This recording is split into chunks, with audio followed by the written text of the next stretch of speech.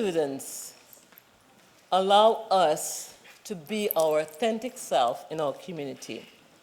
From the bottom of our hearts, we want to say thank you on behalf of our students who have benefited from this project and from those who will benefit from in the years to come. To our supporters, we cannot thank you enough because what you're not realizing is that you're paying this forward, and for that we are grateful. We would like to call up Dr. Alyssa Gamaldo Roddy.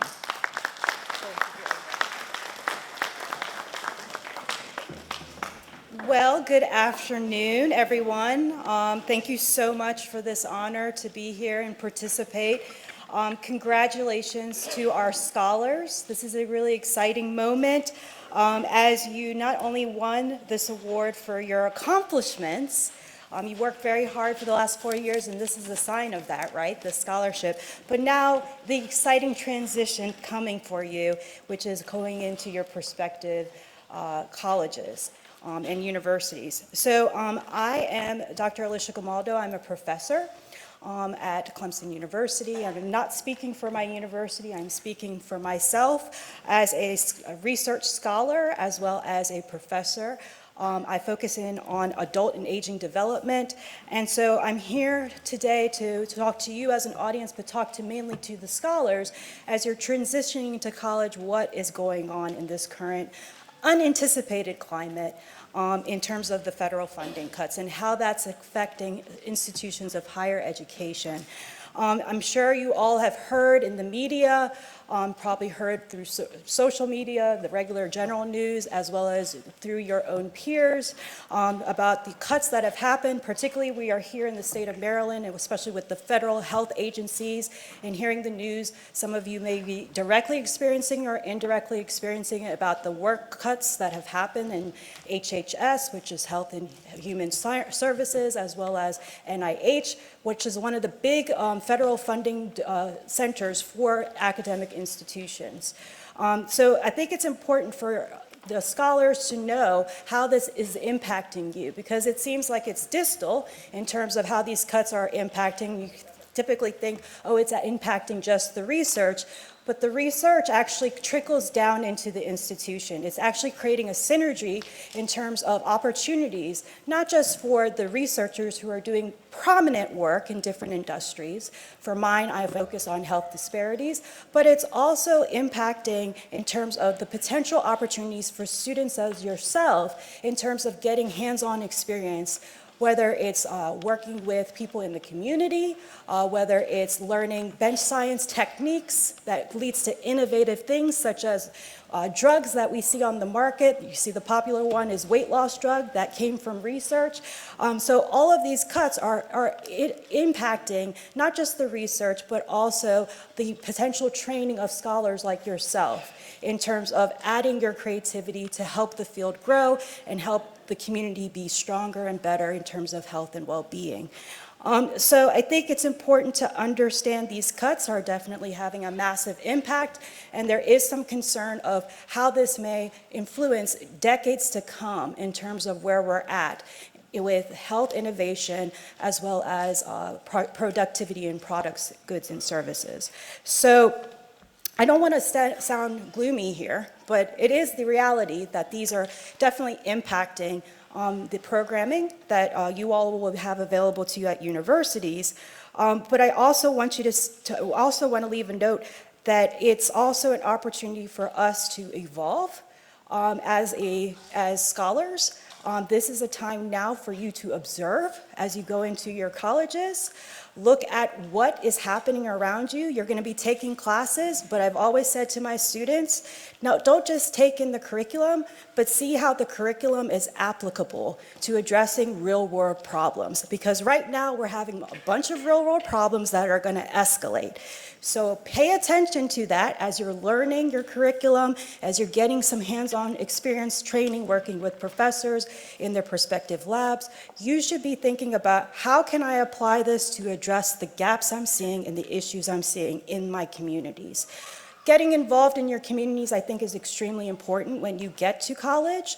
I actually have my students working into the community directly with older adults, addressing some of the needs that they need to have. And that opens up ideas for how do we resolve when cuts are happening at the state level in terms of services provided to them. So those are the things that you all should be thinking about outside of the classroom as you're learning and gaining knowledge of the information in your prospective careers. Really thinking about diversifying your opportunities beyond what you've been told, and really kind of talking with your peers about ideas of how can I use social media or whatever the new latest and greatest AI, how can we leverage that to actually advance our knowledge and our ability to address these real world problems. So although, we are in this really difficult period, we really don't know what the future is going to be of funding for resources in terms of research and how that's trickling down the university system. I think it's important to realize that this is setting up a time for us to be very creative, to really think about evolving beyond what we've been doing traditionally. And I think that spells to we could create potentially new, greater ways or approaches for addressing some of the issues that are coming to head. So that is the message that I hope that you all will go into your universities. Be mindful, be positive, recognize that adversity leads to opportunity. That's the sentiment. And also keep in mind, I know many of my scholars, especially some of the early ones coming in, they're afraid of failure. Sometimes failure leads to an opportunity for better growth and evolution. So lean in sometimes when you cannot necessarily achieve what you expected, because it might actually put you on a better path. So that's my recommendation given this uncharted time. I wish you the best in your future endeavors. I'm so excited for you, and I'm excited to see where you all lean into and what you create in this world to come. So thank you again, and best of luck. At this point, I would like to call on our keynote speaker, Ms. Nicole Hercules, to bring greetings.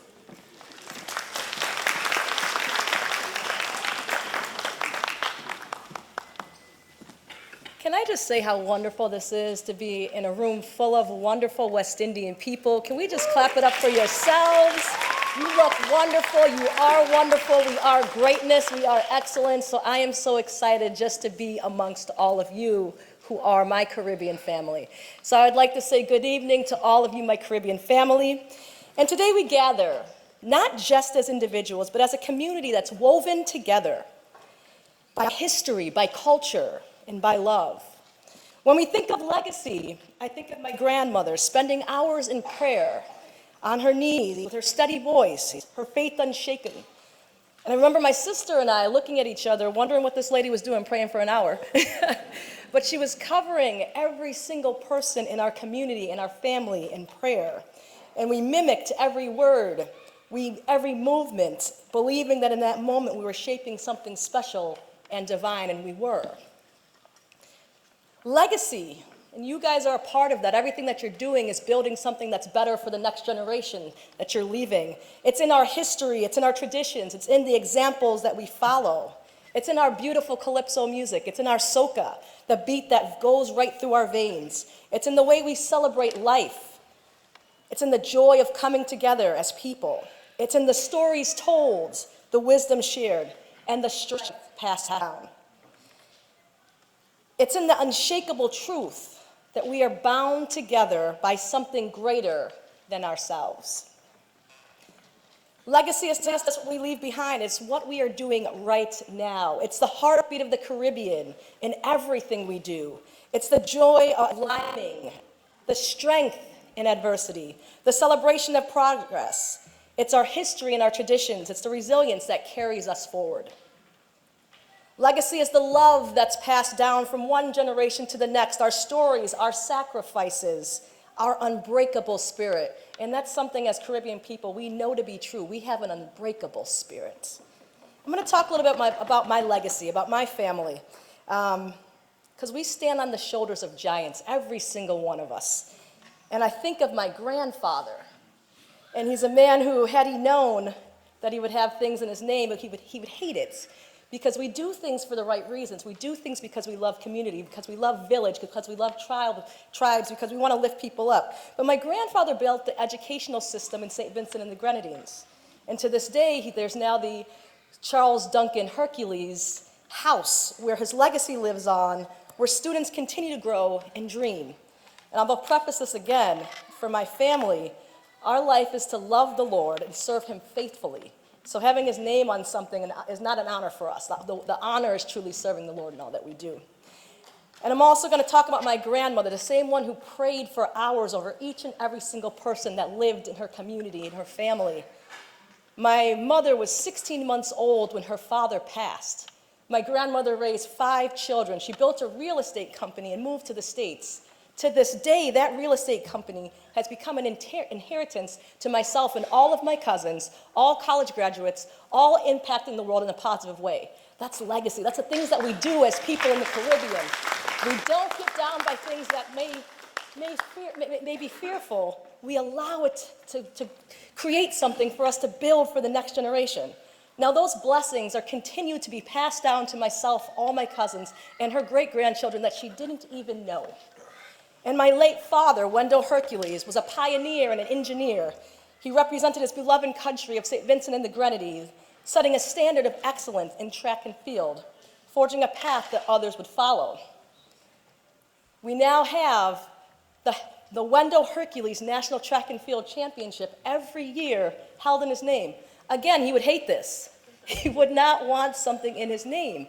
But when the Lord will tell you this, when you do something in secret, he'll reward you in public. So these are things that we don't necessarily want to put our names on, but it happens because we do things for the right reasons and we get rewarded. And there's blessings that come from that. And that's my mother, Hazeldine Hercules.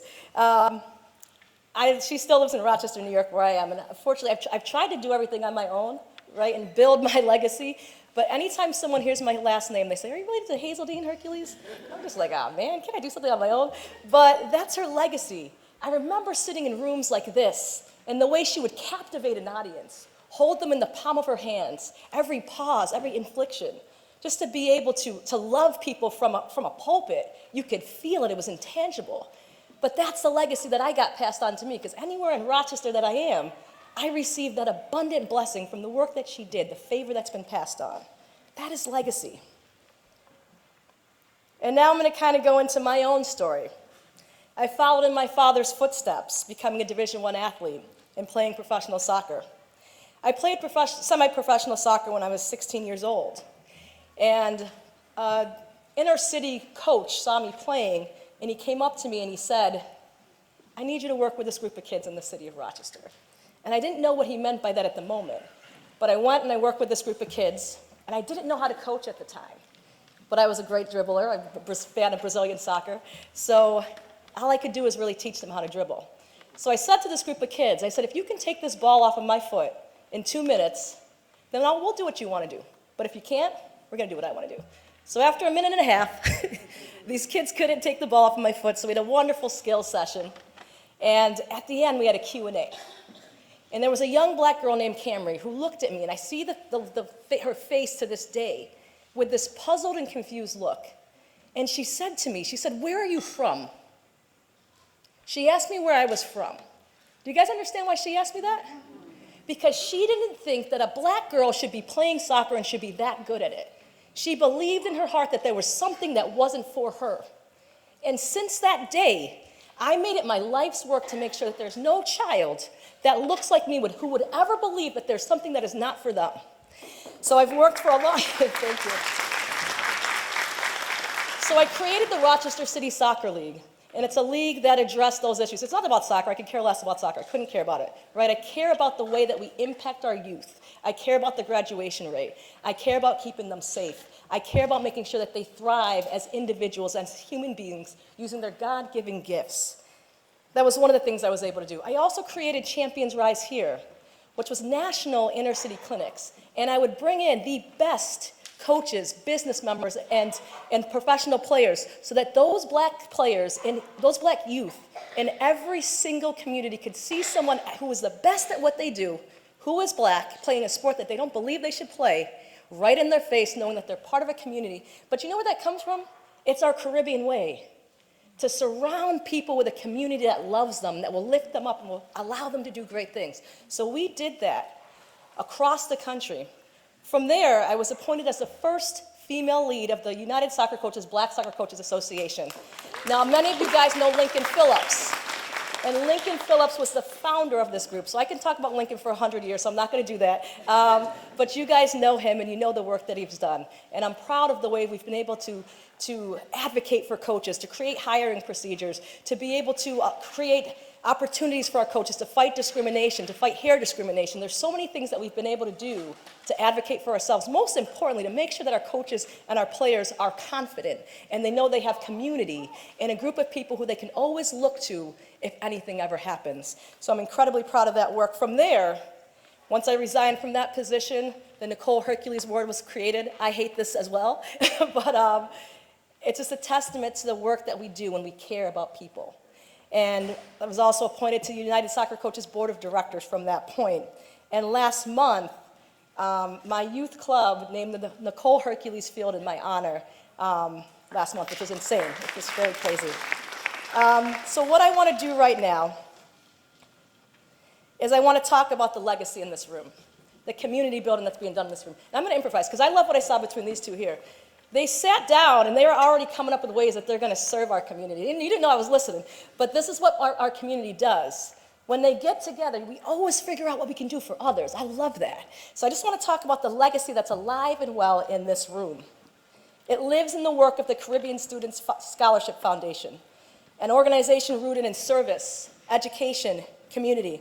Since its launch in 2000, I've heard it was much longer than that, the Trinidad and Tobago Women's Committee has lifted up students from the Caribbean, investing in futures, preserving our heritage, and keeping the tradition of giving alive. I want to do this real quick.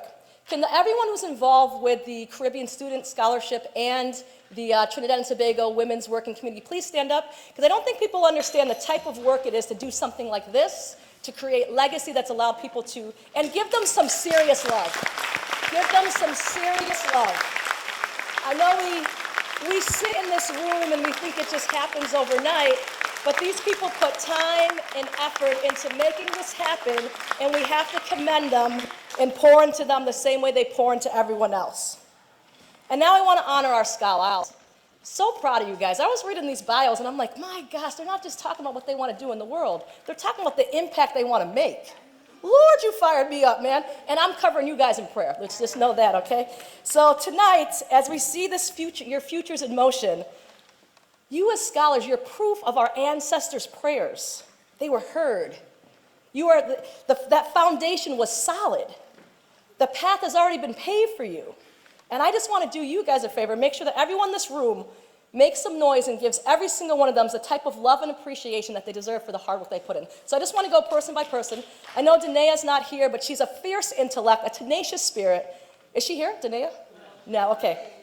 She's on her way. Okay, I'll skip that and come back. She's doing a wonderful job. Nyla Clark, can you stand up? Is your family here with you? Can you guys stand up too? It takes a village to raise a child. You guys have to be commended.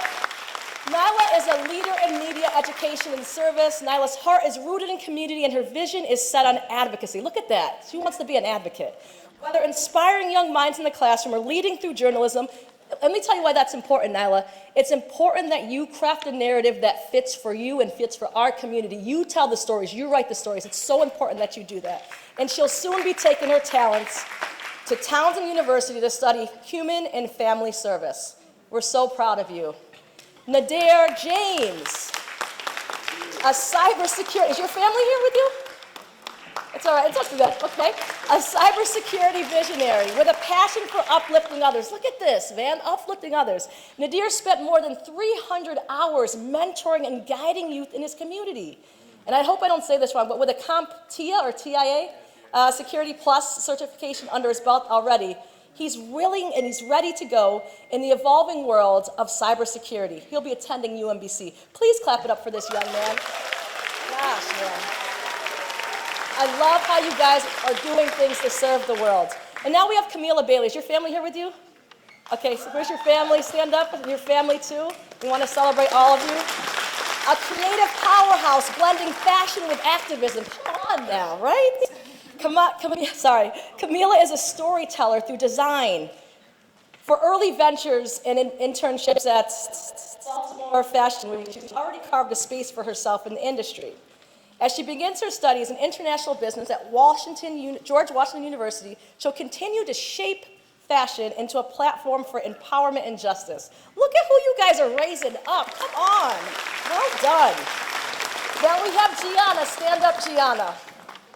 A leader, a builder, a visionary.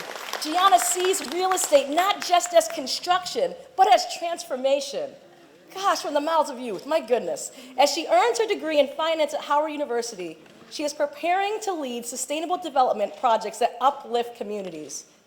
I'm already proud of all of you guys. So I want to make sure, can all four of you guys stand up right now, just really quickly?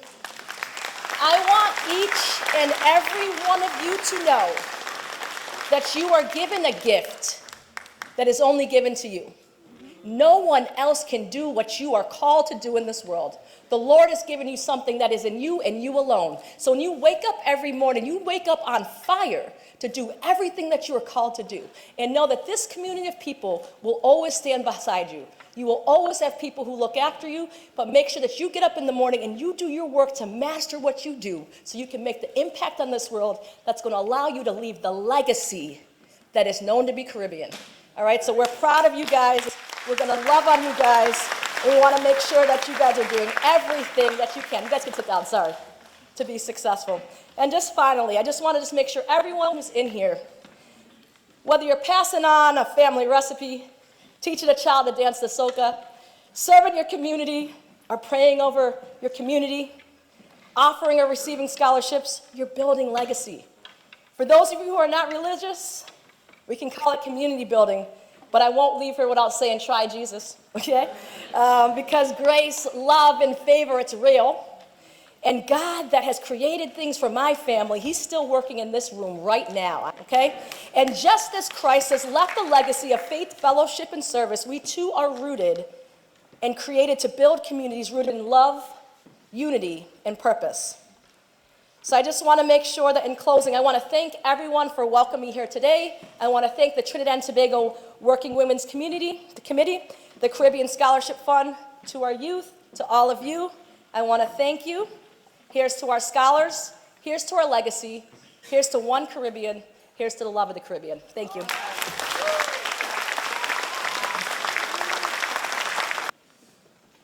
Congratulations. You earned it. No, I'm not finished. You've heard much of what's been said already about you, and as I looked through your record and saw,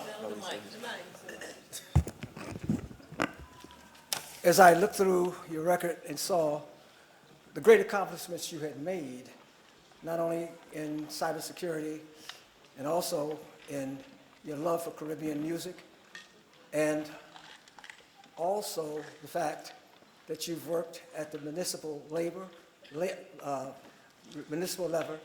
with Laurel, the mayor of Laurel. You finished high school with a 3-point GPR, and your mother told you that she was going to buy you something because she knew that you loved music.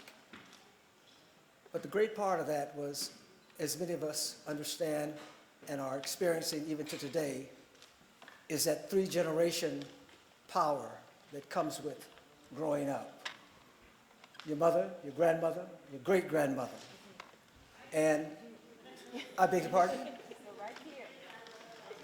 All right, will you stand up? There it is.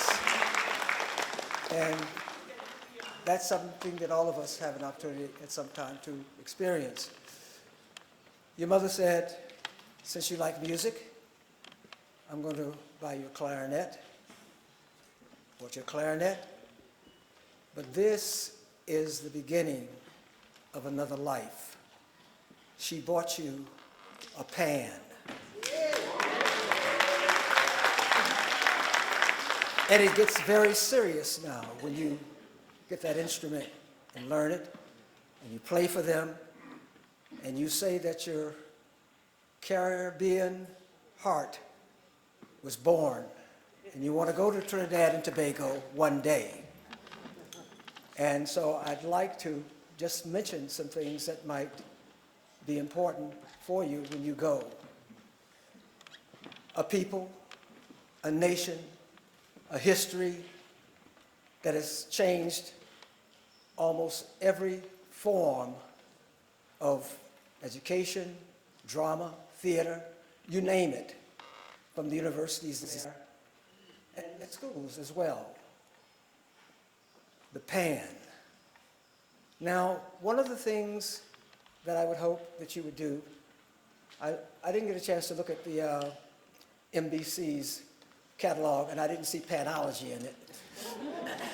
But I want to know if you want to pursue this art, which is a great art, an original art, and a historic art, I would say to you, in this room, in this very room, is a lot of the history that's going to be beneficiary to you, people who had been involved. And then I saw that you went to the Baltimore Carnival and you chipped. Well, attend as many adventures as you can in this area. Toronto, Trinidad and Tobago, Atlanta. I mean, you can go and find the music, and Florida, you can find it. But in closing, I just like to say what you're going to be faced with at some time in this travel is the panists and the bands. And look at it very careful, very serious, study it, because what I'm getting ready to say in this room, those two things are very cherished by people. They're panists and they're bands. And I won't start naming any bands because I'll get in trouble. Because Herman is in the room. Yes, so I would say reach down deep. Search for your soul, which you say that you want to be a Caribbean man. Don't be like Shadow. You go down so, and then you go back so, then you come up so, then you go down so. Yeah, that's Shadow. But do your history, and I'm really proud of you, and I know that many will benefit from all of the things that you've done and all of the beauty that is yet to come in more than 3 generations when you approach it, okay? Heads up.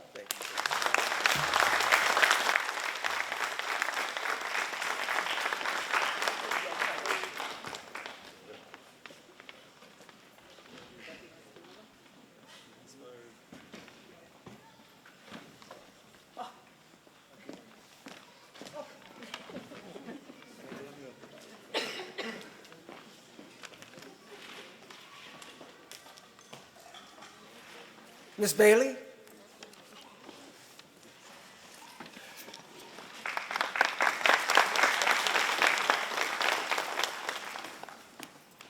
Congratulations. You earned it. As we talked, during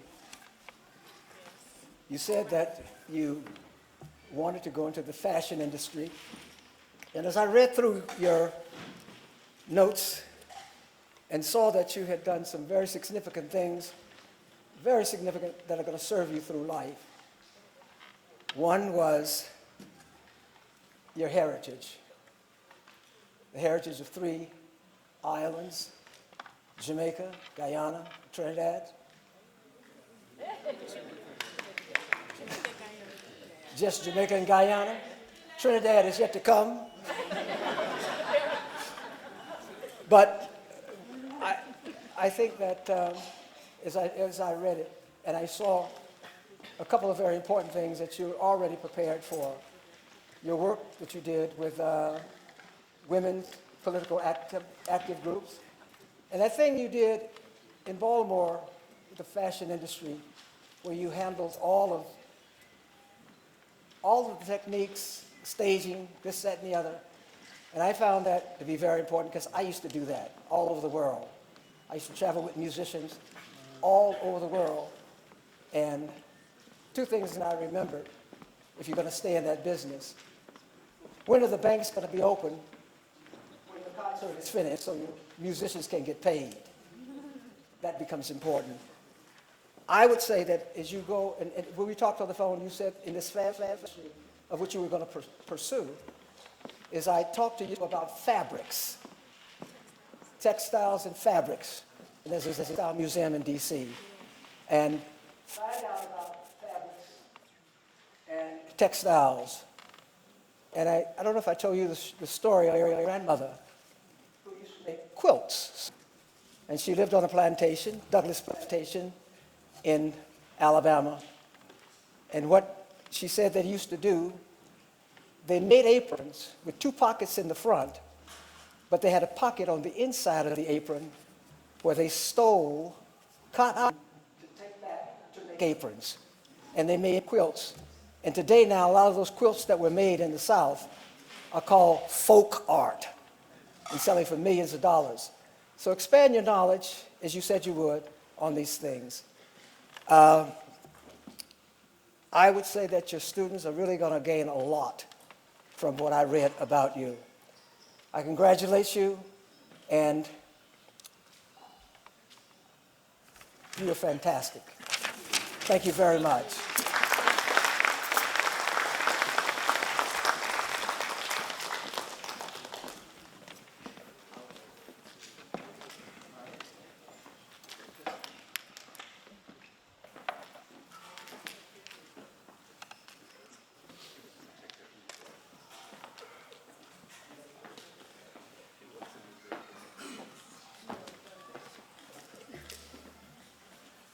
Good afternoon.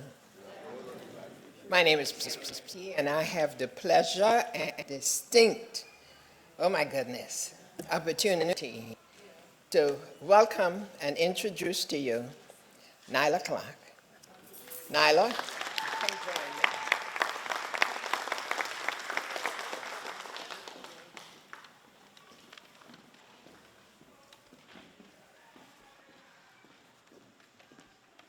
This young lady is 17 years of age.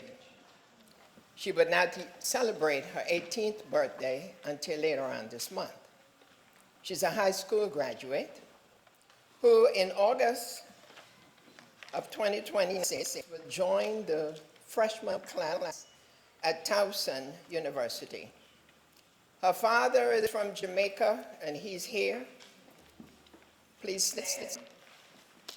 Her mother is from Guyana, and she's here. Stand up. Nyla's 9-year-old sister, Nia, who she's teaching French, is here. Come on, Nia. We want to see you. And here's what I bring to you this evening. This young lady was accepted by 14, that's 1-4, educational institutions.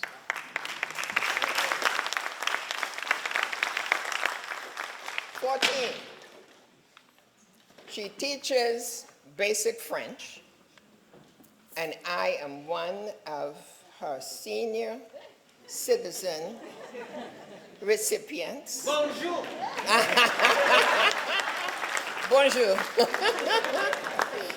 Nyla does her volunteer work. She graduated with a GPA of 3.7. And that was while she worked part-time and volunteered, not only in teaching basic French to some of us, but volunteering also at a food bank.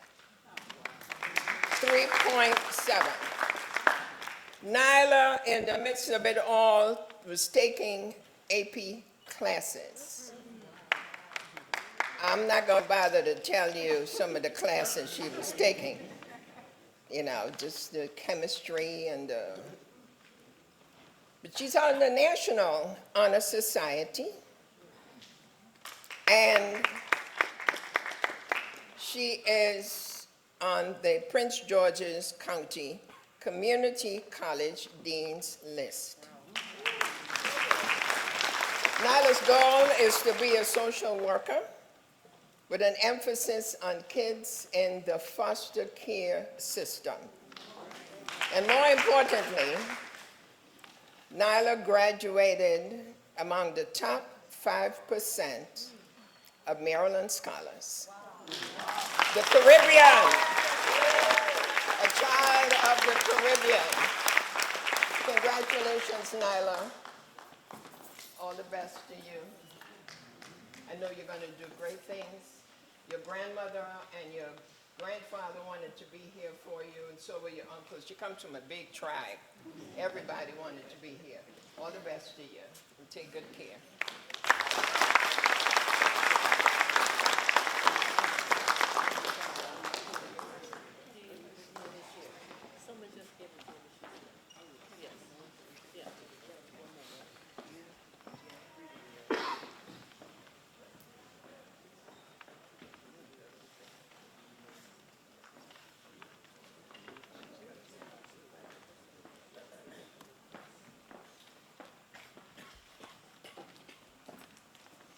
We understood that Dania is in the house. Dania, Pascal, where are you? Come join me.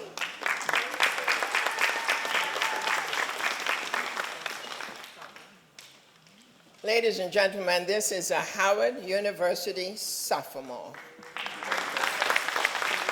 You know. 2026, Dania, come on closer. Will be a junior at my alpha male. Yeah, so you stand close. Her father is from Bermuda. Her mother is from Chicago. And guess what? Dania wants to be a corporate lawyer. And she is serious about being a corporate lawyer. Not only for personal success purposes, she's made that very clear in the work that she sent to us, but more so to make a positive impact on a more just society. She wants to inspire future generations through hard work and dedication. Dania didn't tell us what her GPA was, but I want to hear it so I can tell everybody. High school or my current? Current. 3.2 at Howard University. Hello. 3.2 at Howard University, which means you're on the dean's list. I was my freshman year. Okay. I want to congratulate you, my dear, for the good work that you've done. And we congratulate not only you, but also your parents, your friends, and the big group of people that support you at Howard University and the Caribbean Association. And all the very best to you. Thank you so much. You're very welcome.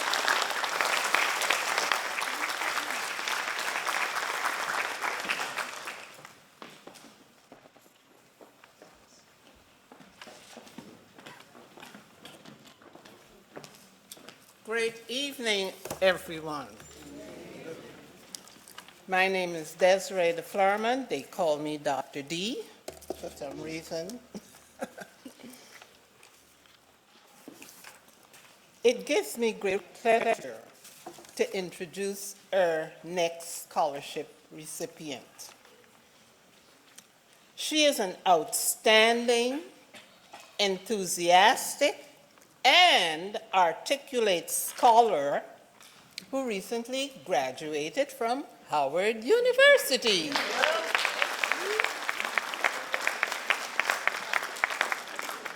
She graduated with a Bachelor of Business Administration in Finance degree. Yes.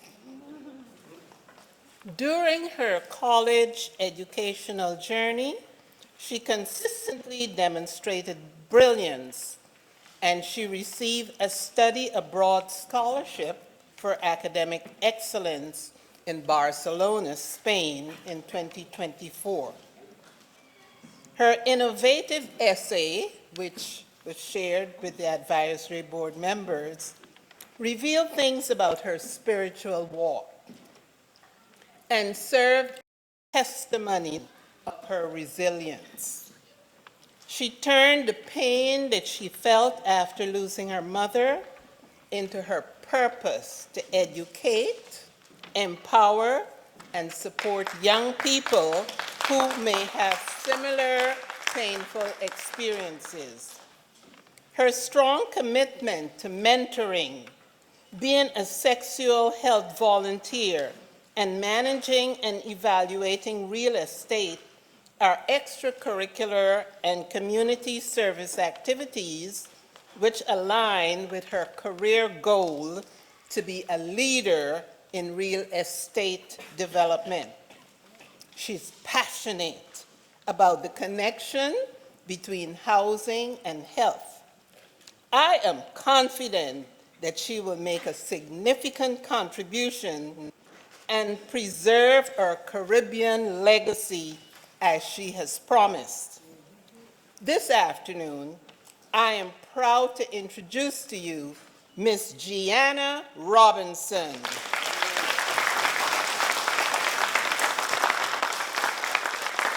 With this scholarship award. Gianna, congratulations, and we know that you're going to go out there and continue to fulfill your purpose, which we know is to serve others. God bless you.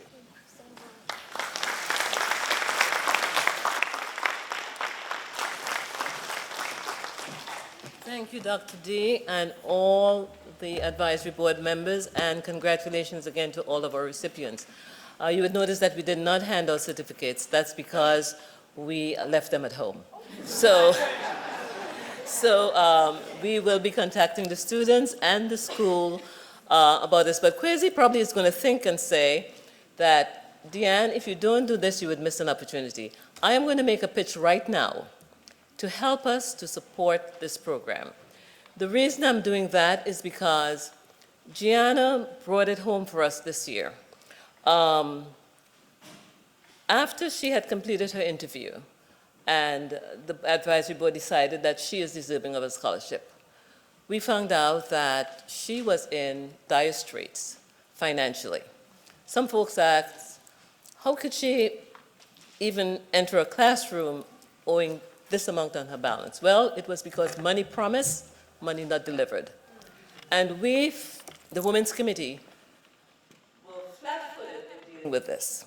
We knew we had money to give her, but we knew that we didn't have enough extra money to help her out in the way that she did. And this community that Nicole talked about, Leslie Goddard, did a fantastic job. Willoughby Francis, make sure that the community was involved. Alistair DeMass, everyone who knew about this issue stepped in and stepped out. And I'm going to tell them, Gianna, she had a $25,000 balance on her books 5 days before graduation. And this community came together, and she was able to walk and got her diploma.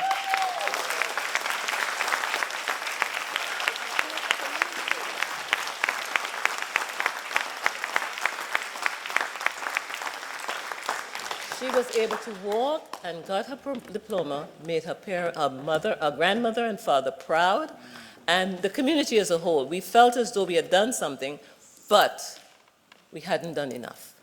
So I am appealing to everyone here that whether it's our scholarship or another scholarship, they always say Caribbean people are takers. We are not givers. This is an opportunity to give. This is the opportunity to see something that is relevant, to see something that is worth putting your name on the line for, and doing it. So I am appealing to you for the Caribbean Student Scholarship Fund. I know that the Trinidad and Tobago Association of Washington, D.C. also has a scholarship program. I know an association in Delaware has a scholarship program. When we ask, it's not because we're greedy.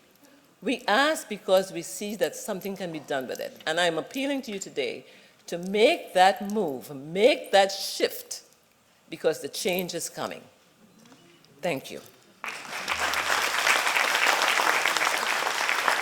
At this point, I will call our Vice President, Debbie Lara. We have some young scholars helping us out, as some of you probably were escorted in.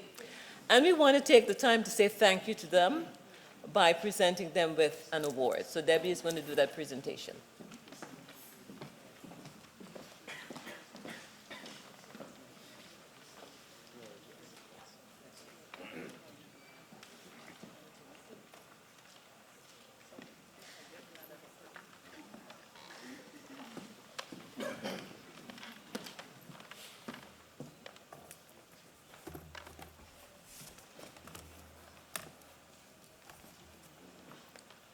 Hannah Bellamé, can you come up?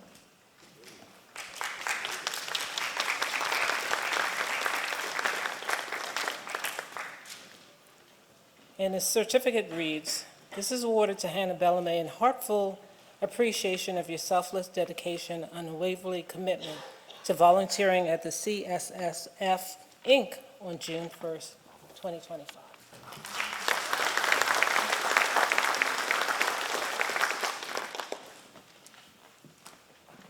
Nuru Alexander and his brother Nathaniel Alexander.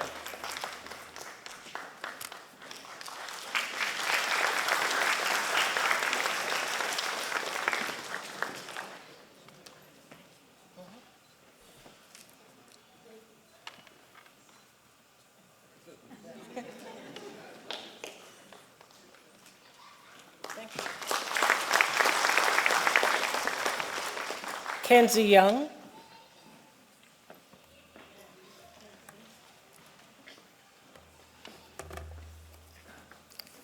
Chase Payne.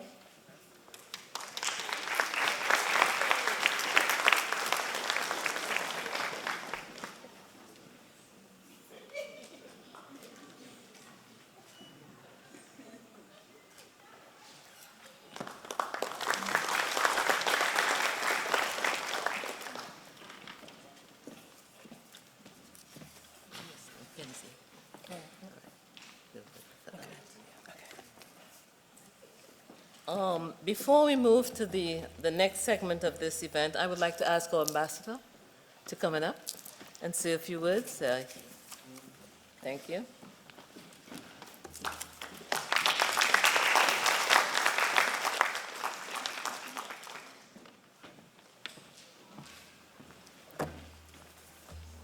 Good evening, everyone. Good evening.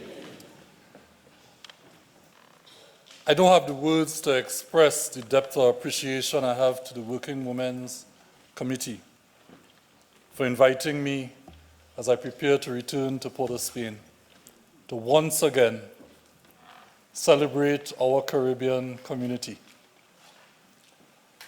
I just came from Baltimore, where I attended one of these very scholarship awards functions. But in 2004, when this award, this CSSF process began, I also began a relationship with Washington, D.C. That's the first year I was posted here as our military and defense attaché at the embassy. Our Caribbean legacy, which is what the theme of today's function, and our commitment to preserving it, has potential that we have not yet at all begun to mine. Let me pause and give you 2 data points in my life that make you understand why I am so deeply committed and supportive of what you, the Working Women's Committee, are doing, and what all of us, not just as a Trinidad and Tobago diaspora community, but a wider Caribbean community, what we are all coming together, as we do so well, to do. to preserve our Caribbean legacy.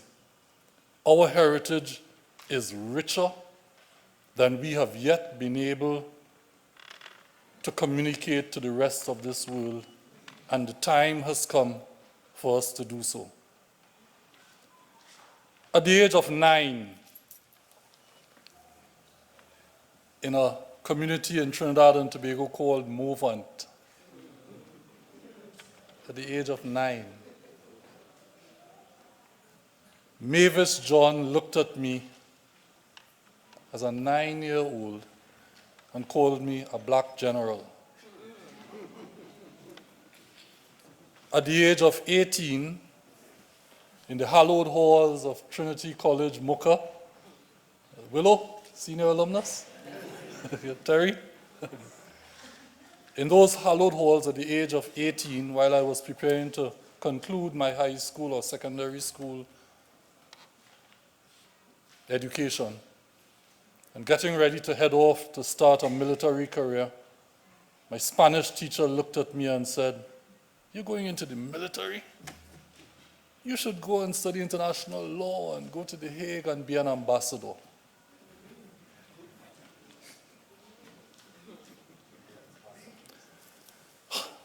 So after 35 and a quarter years, I retired from the military as a brigadier general. Thank you, Mavis. And that same year, I came here as an ambassador.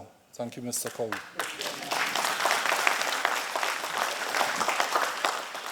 The reason I refer to those two data points in my life, and I'm sure you can look back in your own life's journey and find many similar data points.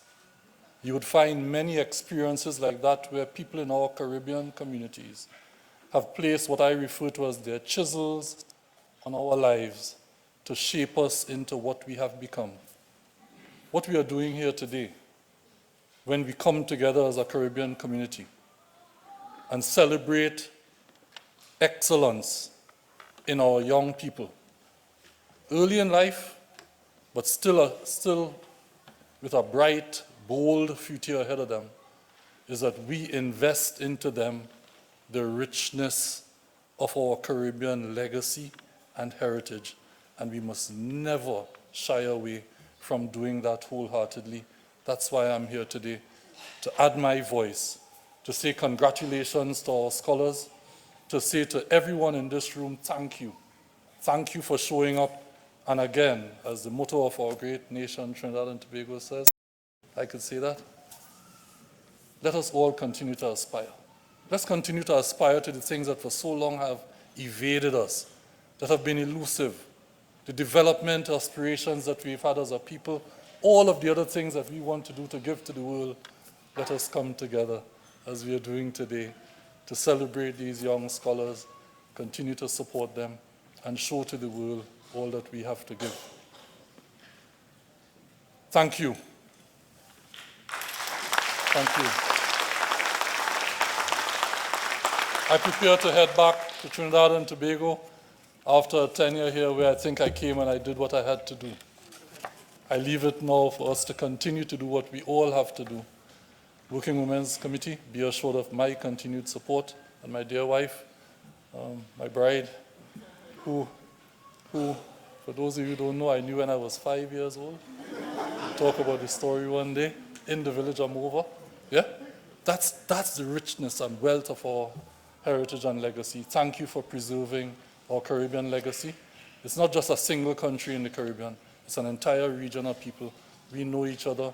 Let's get together more and make sure we show this world all that we have to give.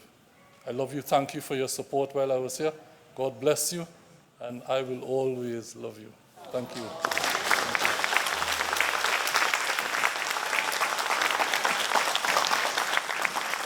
Can you tell I'm shocked? Yes.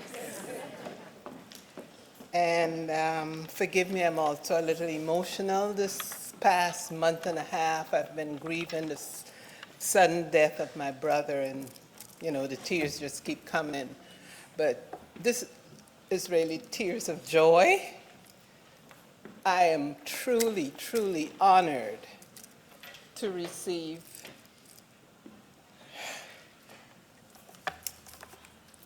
Thank you, Working Women's. You know, I'm with you all the way. Thank you.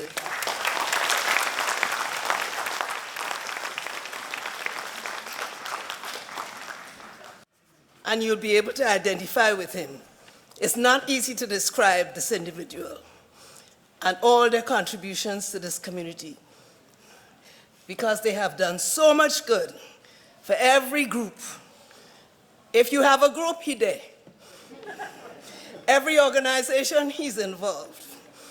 For us, as a group, he is the wind beneath our wing.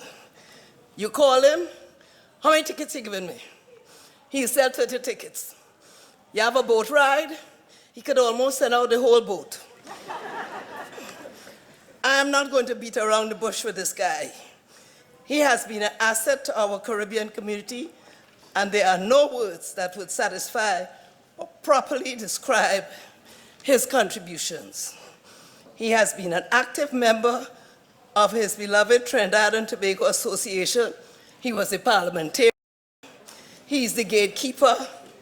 You make a mistake, better believe he can pick it up. He always have a critical, I don't care what you present, he got the other side to it. For over 60 years, and his support for the Trinidad and Tobago Working Women's Committee has never wavered. Ladies and gentlemen, could you guess? Yes. My friend, Mr. Herman Samuels.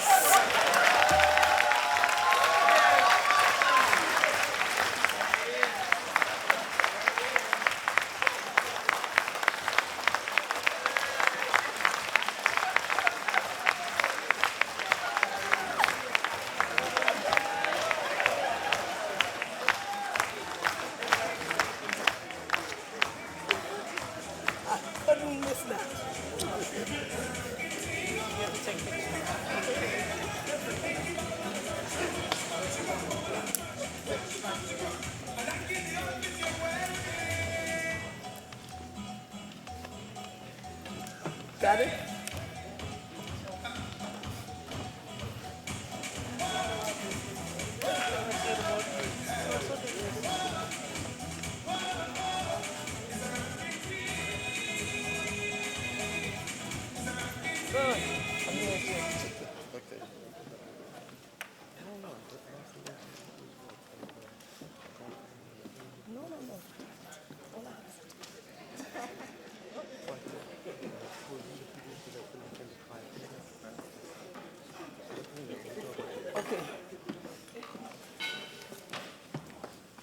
I'm never at a loss for words, not really. But this one really got me because I was privy to all the other recipients. I had all information, so I thought. This one I didn't know at all. I don't know about that my wife of mine. But anyway, I want to thank you folks for this award. It is a labor of love. I've been here since the beginning. I recommended some of the advisory board, Dr. Bill Hassan, Dr. Acklin Lynch, and whatever I need to do, sell tickets, get donors, get patrons, get donations. That's what I do. Thank you very much, and thank you all for being here. Good evening. I'm Pat St. Hill, and this fellow that we are about to introduce, everyone will know him. From the day his daughter received a scholarship from this program, he has never looked away. We refer to him as our secret weapon. This is an individual who is always promoting this program, and believe me, the word always, in this instance, is not overused. He seeks out donations from anyone who would listen to his pitch, and is a great contributor to our success. Each year, he brings new faces to witness this event. Just imagine this individual calling in to report on his ticket sales for this event and apologizing for only being able to sell one table, not realizing that he has already raised $800 towards next year's students. But when we stopped and thought about it and said, Compared to last year, he has seriously slacked off. So we accepted his apology. On a serious note, though, we are forever grateful for individuals such as this. He is one of our personal promoters, our friend, an advocate, and a true girl's dad. Ladies and gentlemen, help us appreciate and welcome the contributions of Mr. Alistair Damas.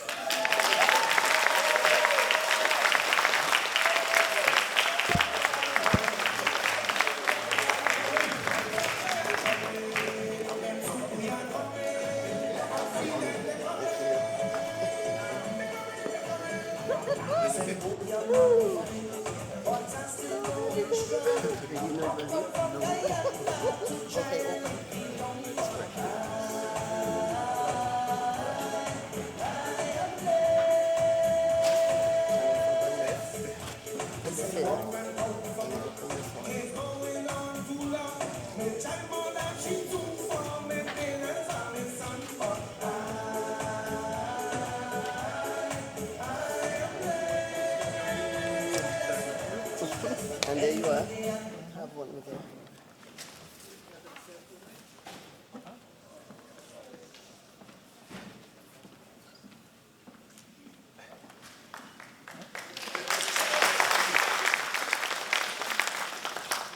Okay, little guys. And I was telling Herman that they catch him.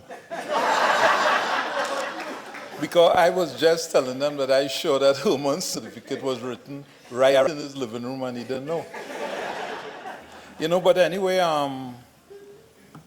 I try to support, especially the next generation, because I think, you know, by that old adage that I may not say properly, that to whom much is given, much is expected. And we've come across too many students struggling, especially this year, like it was highlighted for Gina and others, who seeing the light at the end of the tunnel, but the money issue holding them back. And we really have to do better. I complain that people don't contribute enough.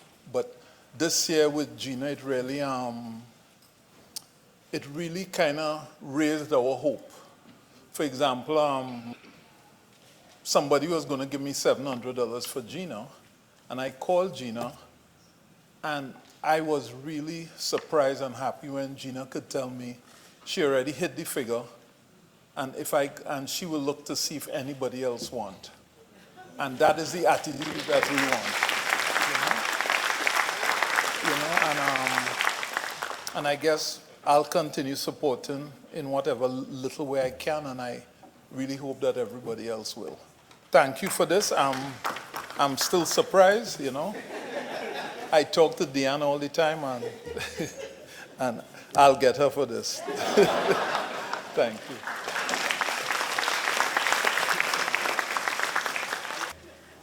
This is really a shock. I did not expect this. Even when they were reading it, I never thought that it would be me. I mean, I just didn't even consider that.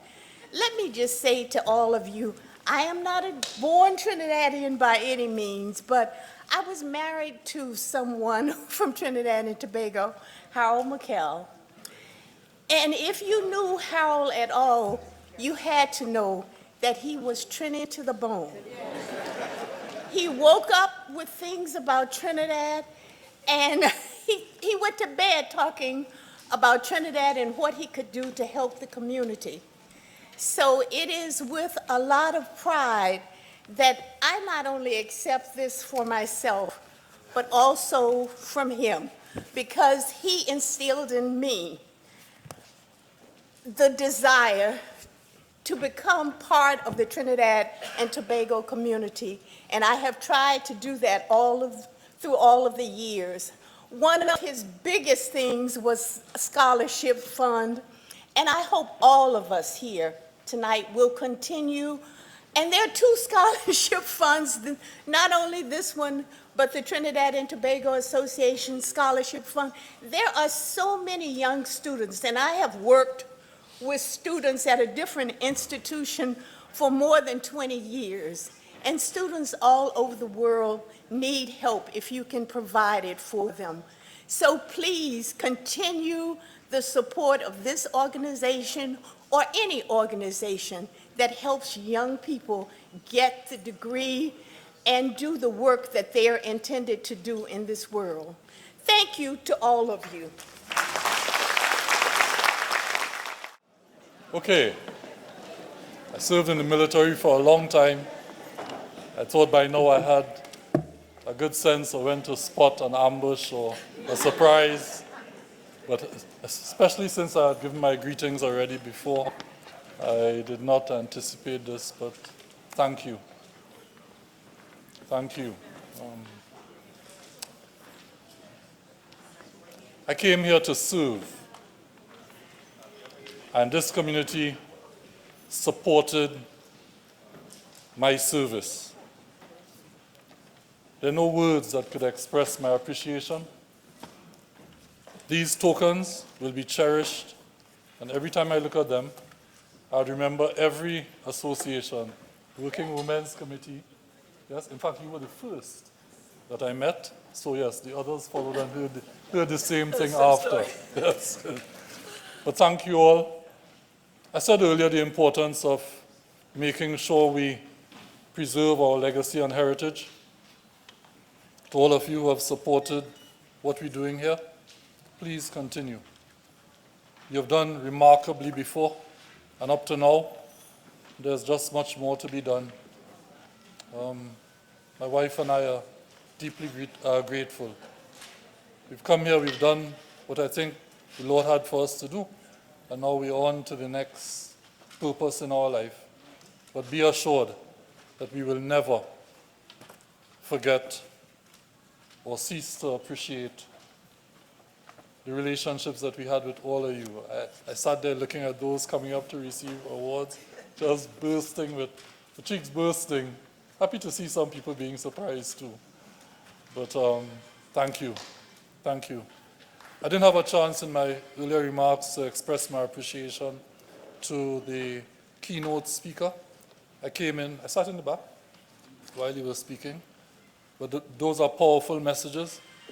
The same way that Mavis John and Mr. Cowie at age 9 and 18 spoke into my life, let us also please speak positive and powerful words into the lives of our upcoming generations so that they too will deliver on the aspirations we have to show the world all that we have to give.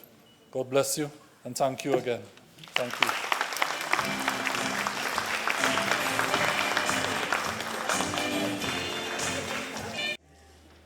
You know, there are so many people for us to thank, and we want to make sure that we give our flowers while you can still smell them. And there's one quiet person who has been to just about every event that the association had. You light a candle today. She and her sisters, and the children, and the children's children. I'm talking about Debbie's mom. Some people call her Gloria. Her home name was Gloria. The correct name was Celestine. I'm talking about Celestine Lara. We want to make sure we present her with her flowers. So on behalf of the Working Women's Committee, the Caribbean Student Scholarship Fund, the Pan Lara, and all the legacy, Gloria, this is for you. Enjoy.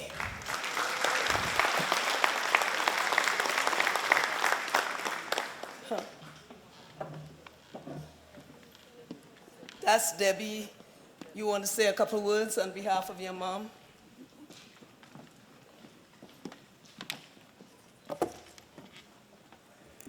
Okay, well, she's coming here, but we definitely appreciate the flowers She was bringing me when I was younger to these events, and then I would bring my children to these events as well, and they would either play pan or just be here to support. So we appreciate everything. Here's my mom. Thank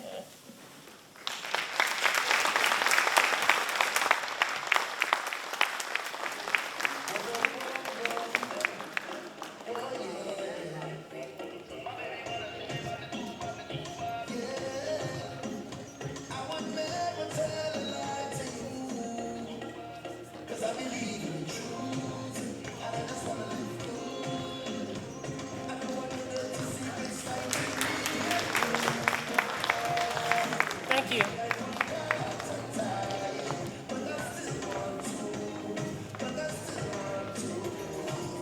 My sister Myrtle is also here. Myrtle, we love you too. I just want to thank each and every one of you for continuously supporting us. The Keith Warners, and we have like 3 generations of the Laras here. And also, I need to point out, where is Reese? Reese was one of our recipients from, what year, Reese? 2018. 2018.